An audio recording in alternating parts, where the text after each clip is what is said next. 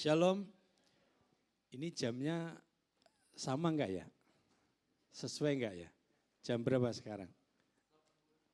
Oh, iya hampir jam 9. Ya. Puji Tuhan, Bapak Ibu, Saudara yang kami kasihi, firman Tuhan pada pagi hari ini sesuai dengan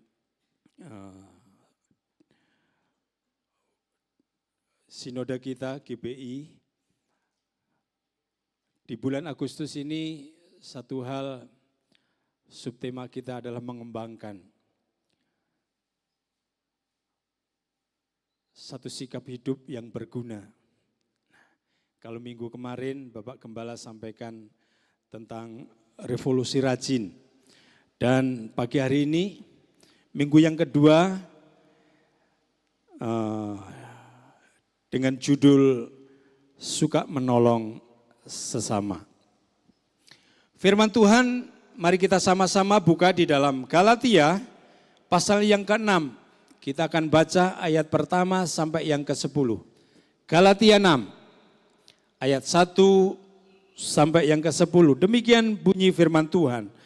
Saling membantulah kamu, saudara-saudara, kalaupun seorang kedapatan melakukan suatu pelanggaran, maka kamu yang rohani harus memimpin orang itu ke jalan yang benar, dalam roh lemah lembut, sambil menjaga dirimu sendiri, supaya kamu juga jangan kena pencobaan. Bertolong-tolonglah menanggung bebanmu, demikianlah kamu memenuhi hukum Kristus. Sebab kalau seorang menyangka bahwa ia berarti, padahal ia sama sekali tidak berarti. Ia menipu dirinya sendiri. Baiklah tiap-tiap orang menguji pekerjaannya sendiri, maka ia boleh bermegah melihat keadaannya sendiri dan bukan melihat keadaan orang lain. Sebab tiap-tiap orang akan memikul tanggungannya sendiri. Dan baiklah dia yang menerima pengajaran dalam firman, membagi segala sesuatu yang ada padanya dengan orang yang memberikan pengajaran itu. Ayat yang ke-7, jangan sesat. Allah tidak membiarkan dirinya dipermainkan. Karena apa yang ditabur orang, itu juga yang akan dituainya. Sebab barang siapa menabur dalam dagingnya, ia akan menuai kebinasaan dari dagingnya. Tetapi barang siapa menabur dalam roh, ia akan menuai hidup yang kekal dari roh itu. Janganlah kita jemu-jemu berbuat baik, karena apabila sudah datang waktunya, kita akan menuai jika kita tidak menjadi lemah. Karena itu, selama masih ada kesempatan bagi kita, marilah kita berbuat baik kepada semua orang, tetapi terutama kepada kawan-kawan kita seiman. Puji nama Tuhan. Bapak Ibu, sesuai dengan perikop ini, diberikan satu judul, Suka Menolong Sesama. Bapak Ibu, Saudara kekasih di dalam nama Tuhan Yesus, saya kira tidak ada satupun orang percaya atau kita sebagai orang Kristen yang pernah memiliki satu pikiran bahwa kita semua mungkin sepenuhnya bisa mandiri dan tidak membutuhkan bantuan orang lain. Itu saya kira tidak ada hal yang demikian. Tentunya kita gereja Tuhan, yaitu di dalam tubuh Kristus, itu hanya berfungsi bila para anggotanya itu bekerja sama. Untuk apa? Kebaikan bersama pula. Kalau tubuh kita ini terdiri dari berbagai macam organ-organ tubuh. Ada tangan, ada kaki, ada hidung, ada mata, ada mulut. Nah, kalau semuanya berjalan sendiri-sendiri, saya yakin tidak akan ada satu kesatuan tubuh di dalam tubuh manusia itu. Demikian juga sebaliknya.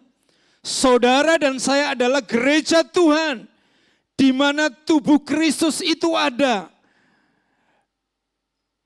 Dan tubuh Kristus itu bisa berfungsi apabila saudara dan saya satu dengan yang lain ini bekerja bersama-sama dan untuk kebaikan bersama pula. Amin. Amin. Setuju? Setuju? Puji Tuhan. Nah, menjadi pertanyaannya, apakah saudara mengenal seseorang yang membutuhkan pertolongan yang ada di sebelah kanan kirimu? Coba dengan perasaan hati saudara, dengan kepekaan hati saudara.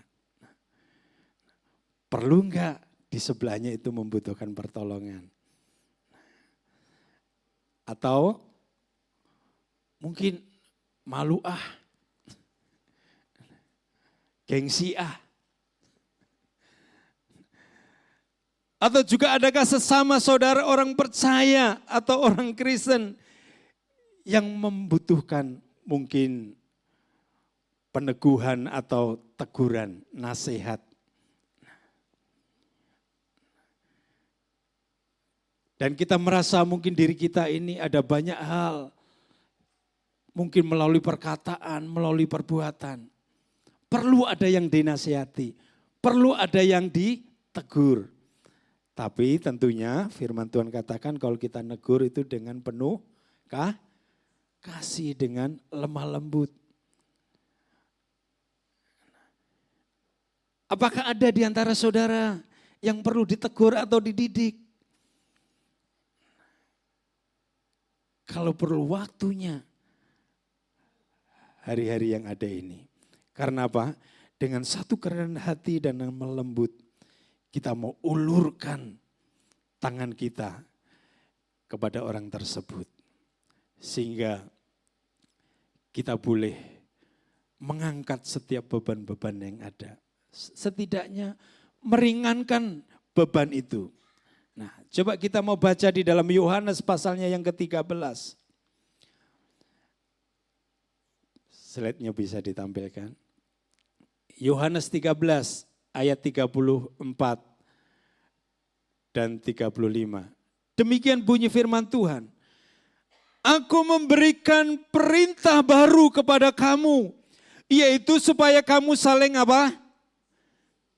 Saling gulat, saling caci mengaki. Apa saling apa? Saling mengasihi sama seperti aku telah mengasihi. Demikian pula kamu harus saling mengasihi. Dan ayat yang ke-35 dikatakan, dengan demikian semua orang akan tahu bahwa kamu adalah siapa? Murid-muridku, yaitu jikalau kamu saling mengasihi. Nah, oleh sebab itu, sebagai pribadi, anak-anak Tuhan, gereja Tuhan, satu tubuh, Kristus di dalam Tuhan. Marilah kita saling apa? Mengasihi.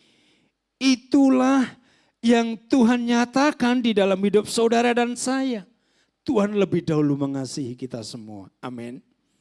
Nah, wujud dari kasih itu kita mau nyatakan melalui apa? Suka apa? Menolong sesama.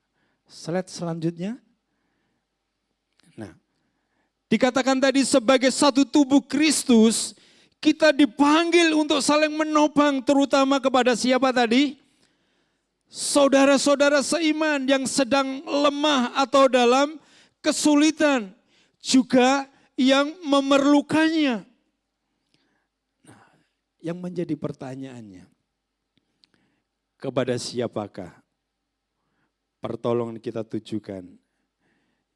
Kalau saudara tadi sudah membaca dari Galatia 6 ayat 1 sampai yang ke-10 ini. Hal yang pertama, kepada siapa kita harus menolong? Kita itu harus menolong yang melanggar. Artinya yang melakukan kesalahan. Nah, di dalam ayat yang pertama tadi dengan jelas dikatakan, saudara-saudara, kalau seorang kedapatan melakukan suatu pelanggaran, maka kamu yang rohani harus apa? Memimpin orang itu ke jalan yang benar dalam roh lemah lembut sambil menjaga dirimu sendiri supaya kamu juga jangan kena pencobaan. Jadi yang pertama ini kita harus menolong yang melanggar. Kita harus menegur mereka, saudara kita yang jatuh dalam dosa. Tentunya tadi dengan roh lemah lembut, bukan dengan penghakiman.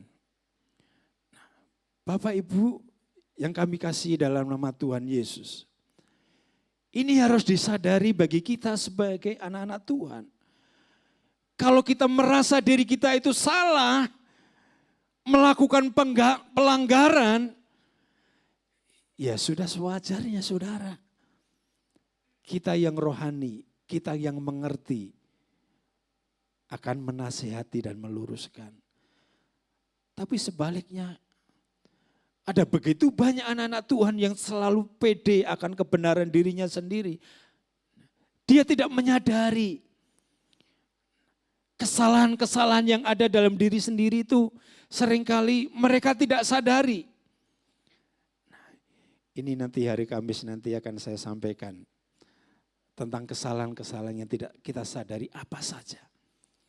Nanti akan saya sampaikan di hari Kamis. Itu sebabnya jangan lupa hari Kamis datang ya. Ada firman Tuhan yang akan kita terima di dalam kasih setia Tuhan. Jadi kita yang salah ini harus menyadari bahwa saya ini yang berdosa. Melalui keberdosaan ini jangan kita angkuh, jangan kita egois. Karena apa? Kita dituntun kepada jalan yang benar. Jalan yang Tuhan inginkan. Supaya kita apa? Kita berbalik dan kita bertobat. Tetapi jangan bangga saudara. Ada begitu banyak anak Tuhan bangga dengan kesalahannya, bangga dengan dosanya. Akhirnya dia jatuh. Tapi puji nama Tuhan, kita sebagai rekan sekerja Allah, kita sebagai satu tubuh di dalam Kristus Yesus. Tuhan mau apa yang harus kita kerjakan? Yaitu menolong mereka yang melakukan kesalahan, mereka yang melanggar. Nah, kata melanggar di sini berbicara ketidakpatuhan, ketidaktaat. Kalau kita tidak taat dan kita tidak patuh, maka akan ada akibat resiko yang sangat besar yang saudara akan alami nantinya. Tetapi biarlah saudara dan saya harus merelakan. Ada satu kerelaan hati supaya apa? Kita dikoreksi sama Tuhan. Kita dikoreksi sama firman-Nya. Karena firman itu apa? Menyatakan kesalahan buat saudara. Ditunjukkan kesalahannya supaya kita apa? Berbalik. Slide selanjutnya. Sembari menolong kita juga harus selalu menyadari bahwa kita pun bisa jatuh dalam dosa yang sama. Tujuan kita adalah memulihkan. Bukan mempermalukan saudara yang jatuh. Pastikan bahwa mereka yang kita tolong ini memiliki rasa aman dan kepercayaan kepada kita. Nah, Bapak Ibu, beberapa minggu yang lalu ada rekan hamba Tuhan. Mereka ini banyak hal melakukan kesalahan-kesalahan, melakukan tindakan-tindakan yang semestinya karena dia sebagai hamba Tuhan, semestinya tidak harus mereka lakukan, saudara.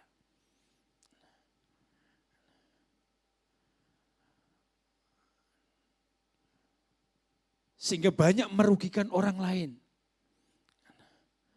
Banyak tipu daya, seringkali bohong, seringkali menipu. Dan ketika ditegur, dia marah. Padahal merugikan banyak orang, saudara.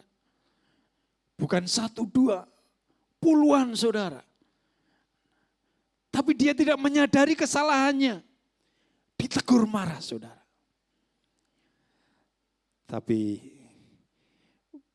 pada akhirnya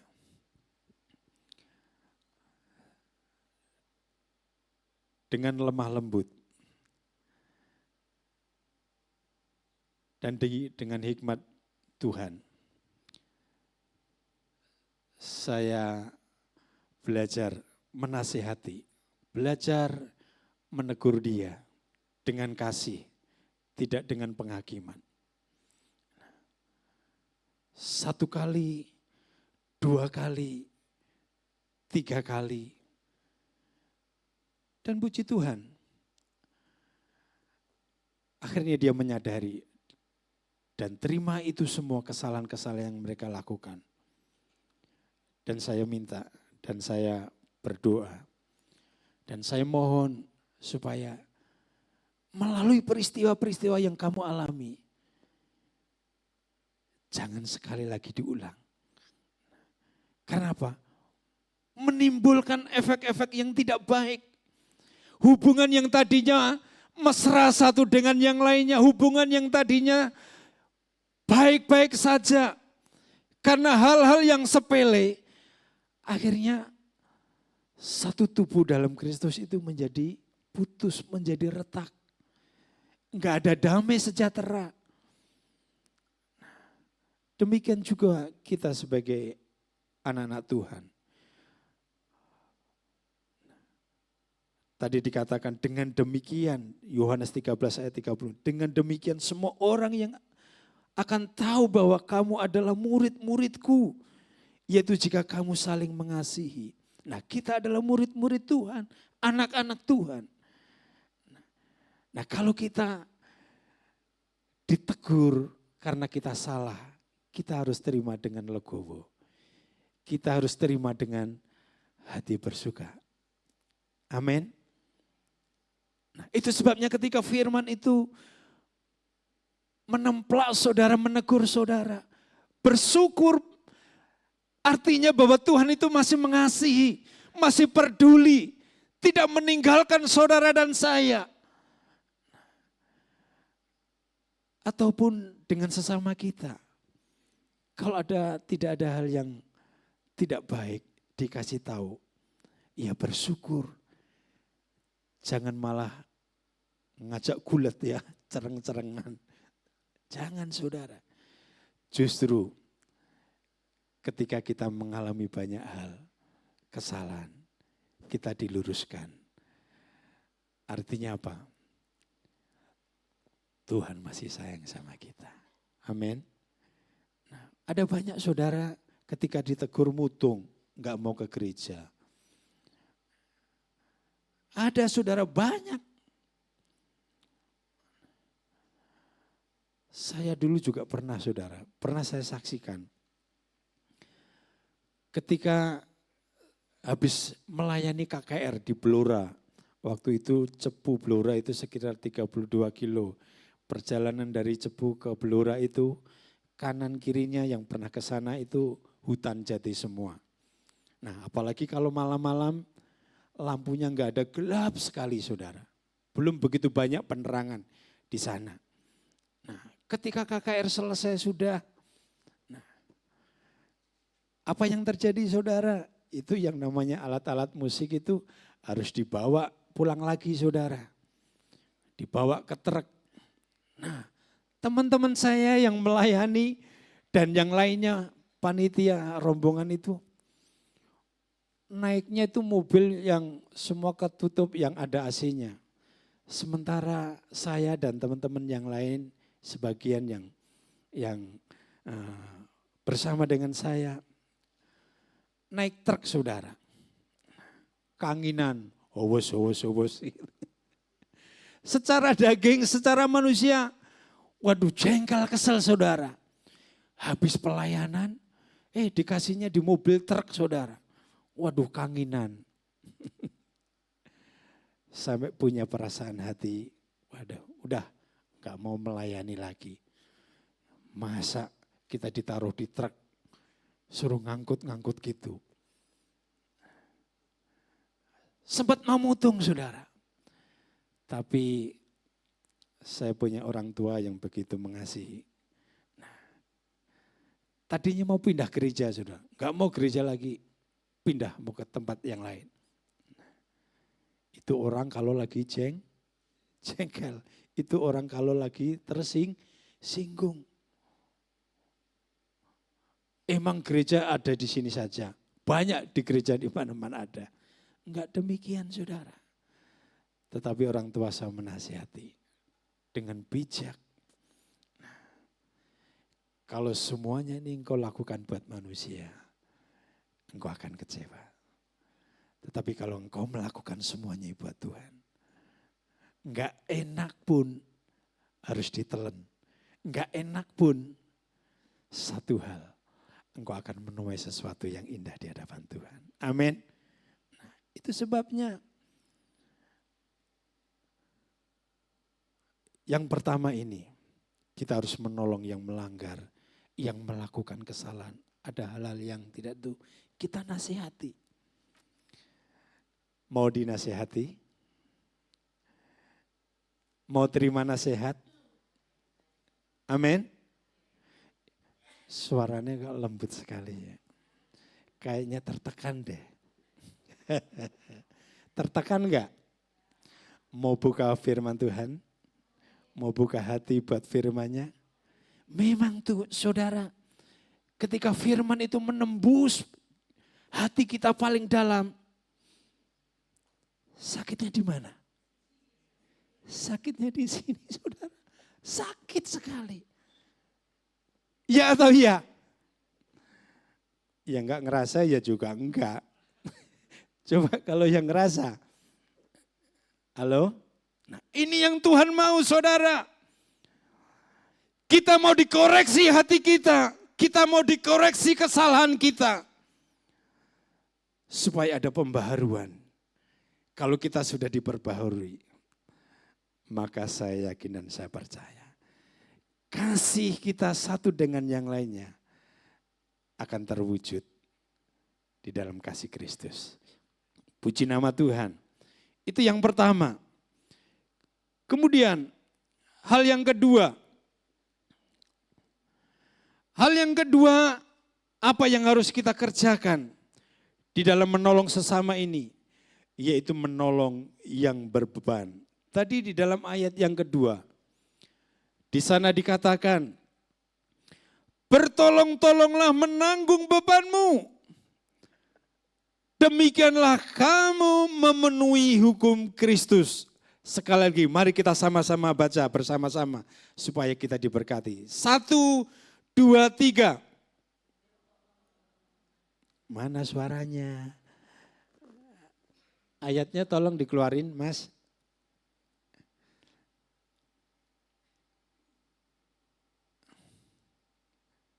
Ya. 1, 2, 3.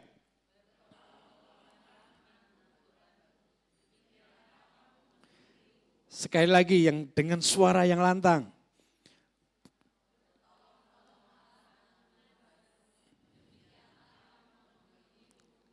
Amin. Sekali lagi saya bacakan. bertolong-tolonglah menanggung apa? Bebanmu. Nah, kita dipanggil untuk menjadi sahabat bagi mereka yang sedang berada di dalam tekanan hidup atau beban yang sungguh sangat berat. Nah, Bapak Ibu, kalau kita punya barang yang sangat berat dan saudara tidak bisa mengangkatnya, tentu yang kita lakukan apa? Memanggil orang, memanggil teman, memanggil mungkin kalau di rumah tangga ya manggil anak. Nah, supaya apa? Beban yang berat itu ketika diangkat, mungkin berdua, mungkin bertiga, itu bebannya menjadi ringan. Nah, kita pun harus menyediakan waktu, telinga dan bahkan tenaga untuk membantu yang membutuhkan, terutama yang memiliki beban yang sangat berat. Nah, dengan saling membantu satu sama lain, kita menggenapi hukum Kristus yang paling mendasar, yaitu kasih.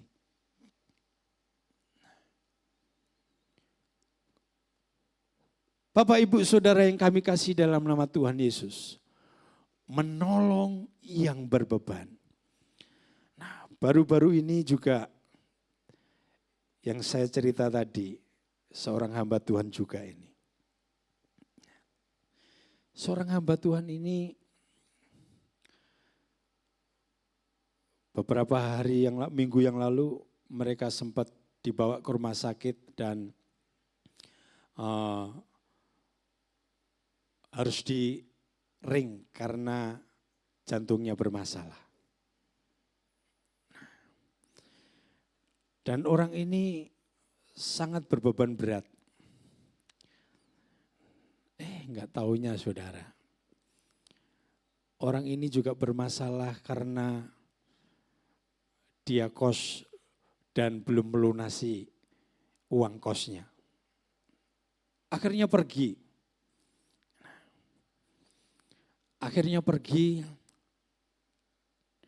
dan pindah ke tempat yang lain.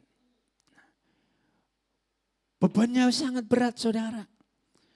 Bukan saja berat karena masalah yang mereka hadapi juga, keluarganya juga bermasalah.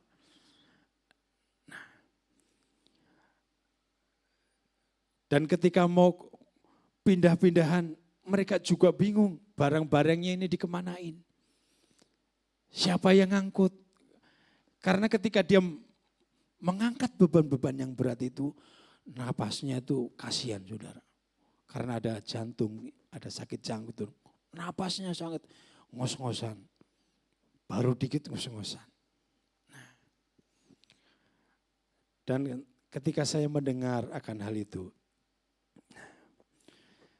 sebagai rekan sekerja Tuhan, saya menawarkan, ya udah, saya bilang, Pak barangnya ada di mana? Barangnya ada di Perumnas. Ya udah, saya antar.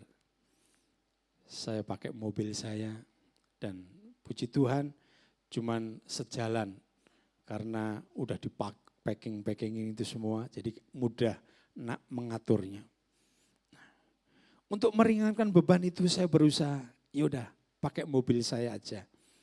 Kamu gak usah nyewa karena barangnya gak terlalu banyak. Pakai mobil saya cukup, udah dipakai saja. Akhirnya barang-barang yang itu bisa diangkut dan pindah ke tempat. Karena dia sakit jantung, gak mungkin dia gotong sendiri saudara. Akhirnya ya mau tidak mau saya yang gotong. Untung Bapak Amos kuat. Kalau enggak kuat ya saya enggak angkat saudara. Karena kuat saya lakukan hal itu. Nah, inilah yang harus kita kerjakan saudara. Menanggung beban. Menolong yang berbeban. Mungkin hal yang sepele saudara. Tapi saya yakin sekecil apapun yang saudara bisa lakukan. Firman Tuhan katakan ketika kita menabur sesuatu yang kecil apapun, kita akan menuai sesuatu yang besar di hadapan Tuhan. Amin. Nah, coba tengok kanan kirimu. Ada enggak beban yang berat yang menimpa saudara semua di tempat ini? Nah,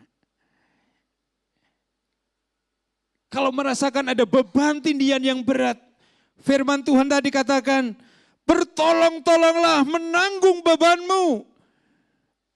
Demikianlah kamu memenuhi hukum Kristus. Nah, dengan saling membantu satu sama lain kita boleh menggenapi hukum Kristus itu sendiri.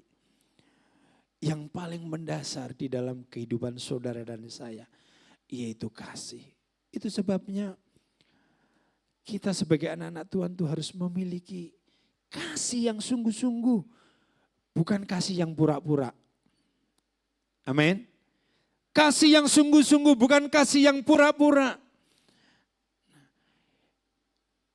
Kalau ada begitu beban yang berat, kita lakukan.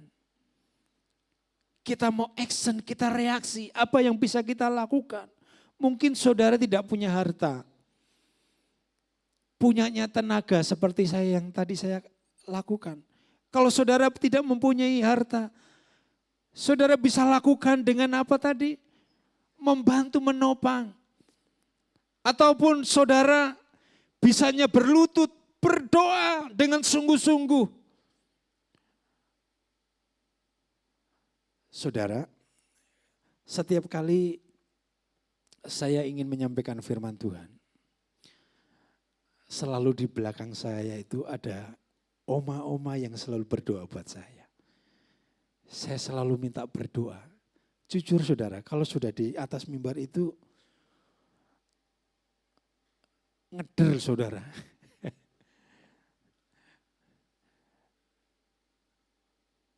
Tapi dengan seiring jalan waktu dan saya selalu setiap kali bertugas itu ada ibu-ibu, emak-emak yang selalu berdoa buat saya dengan setianya. Sehingga beban yang saya emban untuk menyampaikan firman Tuhan ini bisa disampaikan dengan pimpinan dan kuat kuasa Tuhan oleh karya Roh Kudusnya. Puji nama Tuhan. Saling menanggung beban satu dengan yang lainnya. Saudara kita yang mungkin hari-hari ini ada yang sakit. Ya kita tengok saudara, kita kunjungi. Setidaknya saudara berdoa kalau saudara tidak bisa mengunjungi. Apalagi masih banyak hal yang lainnya yang perlu saudara bisa lakukan untuk menolong saudara-saudara kita yang berbeban. Kemarin hari Jumat saya bersama dengan Ibu Ucu dan suaminya juga melakukan hal yang sama. Ada saudara-saudara kita yang tidak bisa berjalan untuk beribadah. Apalagi saudara-saudara kita di Losari itu bebannya sangat berat. Ketika saya datang di rumahnya, baru pertama kali yang namanya Pak Sutrisno yang saudara doakan tuh. Rumahnya tuh jauh saudara. Jauh. Yang menjadi heran saya itu, setiap kali ada komsel di Losari barisan itu, dia selalu datangnya itu paling gasik saudara. Gasik itu bahasa Ibrani ya. Gasik cepat, paling cepat. Padahal naiknya sepeda. Kemarin saya dikira itu dekat gitu, ternyata jauh saudara. Rumahnya Bu Sumiati yang Tanjung aja kalah jauhnya. Nah, apalagi kemarin ditambah ada jalannya itu baru dicor, baru separuh, jadi agak lambat lagi. Tapi puji Tuhan sampai di rumahnya. Dan apa yang kami lihat, ternyata keluarga ini sangat amburadul sekali. Ada beban yang sangat berat. Dan terlebih melihat kondisi rumahnya. Yang RSSSSS-nya tuh enggak berhenti S-nya, saudara. Dengan keadaan yang demikian, waduh, tempatnya juga, saudara, baunya luar biasa. Tapi puji Tuhan saya diberikan kekuatan. Kita berdoa, kita doakan. Dan di selain itu juga memberikan sesuatu yang meringankan beban mereka. Bukan itu saja, saudara. Sampai RT-nya datang.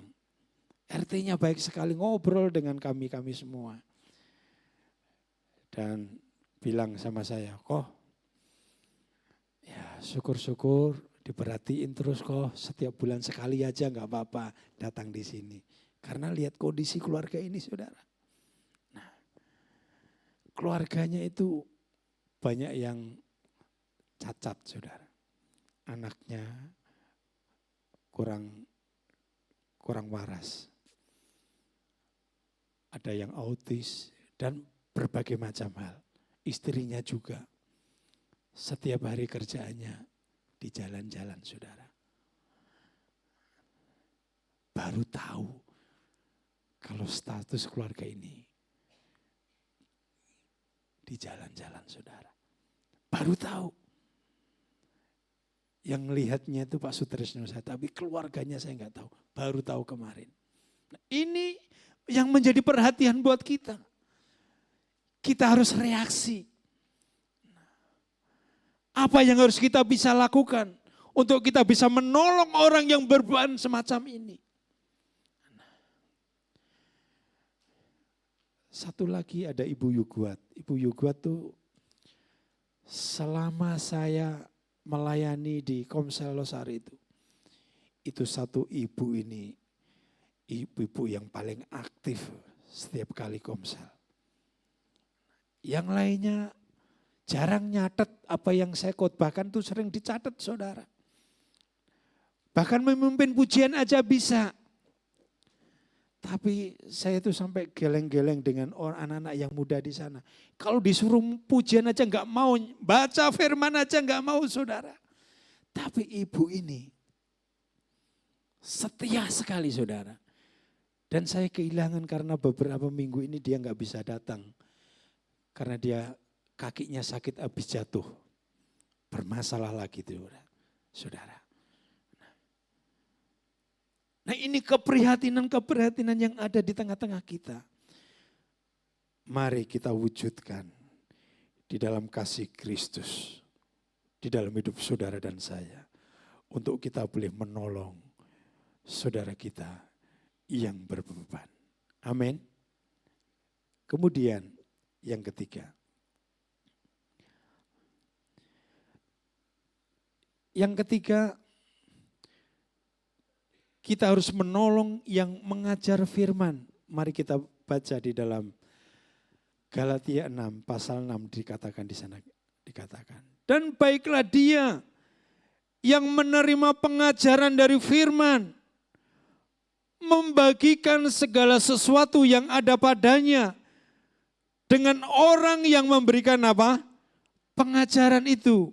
Sekali lagi, dan baiklah dia yang menerima pengajaran dari firman, membagi segala sesuatu yang ada padanya dengan orang yang memberikan pengajaran itu. Jadi saudara yang ada di tempat ini sebagai jemaat GBI Raja Wali, jemaat Kristus, kita harus juga menolong yang mengajar firman. Nah, ini satu hal pernah saya saksikan ketika saya di Bangkok bersama dengan keluarga. Puji Tuhan ada berkat saya terbang ke sana semua keluarga. Dan saya perhatikan, itu ada biksu, setiap jam tertentu itu mereka selalu ngumpul di kayak di pasar-pasar gitu. Dan ternyata saya perhatikan dan saya nanya, oh para biksu-biksu ini sama warganya itu selalu diberikan sesuatu atau jam sarapan sudah disediain sarapan. Dan apa yang menjadi kebutuhannya itu selalu disediakan. Itu saudara kita orang, kalau itu orang Buddha atau Konghucu ya? Buddha ya. Nah, biksu mengalami hal yang demikian saudara. Kemudian waktu saya masih bekerja di Danamon, di perbankan, waktu itu saya masih belum jadi di marketing, saya masih di kasir pada waktu itu. Setiap kali saya mengambil setoran di salah satu toko di Cirebon paling gede, toko elektronik. Nah, itu dia selalu bercerita, selalu bersaksi kepada saya. Jadi suster maupun romonya itu setiap pagi itu udah selalu disediain sesuatu bagi kebutuhan mereka. Apapun keperluannya selalu sediakan. Saya tanya, Ci, ini buat siapa Ci? Banyak segini Ci. Itu buat suster sama romo. Hati saya tertemplak saudara. Ini bukan berarti saya dan hamba-hamba Tuhan yang lainnya itu perlu diperhatikan secara spesial. Tidak saudara. Tetapi ini adalah satu tanggung jawab kita sebagai jemaat Tuhan. Karena bukan kita hamba-hamba Tuhan yang meminta, tetapi ini firman Tuhan mengajarkan demikian buat kita sebagai jemaat Tuhan. Satu tubuh di dalam Kristus. Dan salah satu dukungan lain yang bisa kita berikan secara materi dan moral kepada mereka yang melayani sebagai pengajar firman. Itu harus kita sebagai jemaat bisa kita lakukan. Itu apa? Karena itu satu bagian kasih kita kepada Tuhan. Bukan kita pribadi, hamba-hamba Tuhan. Tetapi firman Tuhan yang berbicara saudara. Yang ngomong. Dan baiklah dia yang menerima pengajaran dalam firman. Membagi sesuatu, segala sesuatu yang ada padanya. Dengan orang yang memberikan pengajaran itu. Jujur saudara, kita boleh bersyukur. Dengan kita hamba-hamba Tuhan yang berdiri di hadapan saudara ini. Tanpa peran serta saudara, maka kita juga akan mengalami banyak hal. Kesusahan-kesusahan, kekurangan-kekurangan yang semestinya kita harus lakukan. Satu hal kemarin ketika saya mengikuti fellowship hamba-hamba Tuhan. Pak Heru dan kawan-kawan menyampaikan keprihatinan yang luar biasa. Pasca pandemi dan sampai sekarang. Di wilayah Jawa Barat ini setidaknya ada 108 gereja ditutup. Karena apa? Karena kekurangan finansial, defisit, dan ada sebagian gereja yang mungkin induknya besar dan karena induknya ini tidak bisa berbuat sesuatu, akhirnya ditutup, bergabung ke induknya. Ada 108 saudara. Ada satu keprihatinan yang luar biasa dengan dampak kondisi perekonomian hari-hari yang ada ini. Nah, firman Tuhan pada pagi hari ini mengajar buat kita. Untuk kita harus menjadi saluran berkat. Kita harus menolong sesama saudara-saudara kita. Yang harus kita kerjakan di hadapan Tuhan. Karena itu satu bukti kasih kita kepada Tuhan. Kita boleh menghargai pelayanan rohani yang mereka lakukan sebagai bagian penting dari pertumbuhan rohani jemaat saudara. Kita bisa memberkati para pelayan firman. Juga dengan motivasi agar Injil terus diberitakan dengan kuasanya. Amin. Nah, tanpa support daripada saudara jemaat yang ada ini, maka saya yakin pekerjaan Tuhan akan terhambat saudara. Tapi dengan peran serta kita semua, karena kita satu tubuh di dalam Kristus, mari kita lakukan untuk kita saling menolong satu dengan yang lainnya dalam kasih Kristus. Amin. Mau kita lakukan buat Tuhan? Mau kita lakukan buat Tuhan? Nah, ini 3 hal penting yang saudara harus kita lakukan sesuai dengan kebenaran firman Tuhan. Melalui kasih yang Tuhan berikan di dalam hidup saudara. Mari kita boleh menolong saudara-saudara kita yang melakukan kesalahan, tindakan atau pelanggaran dosa. Kemudian yang kedua, kita harus mau memberikan, setidaknya meringankan beban bagi saudara-saudara kita yang berbeban dengan beratnya.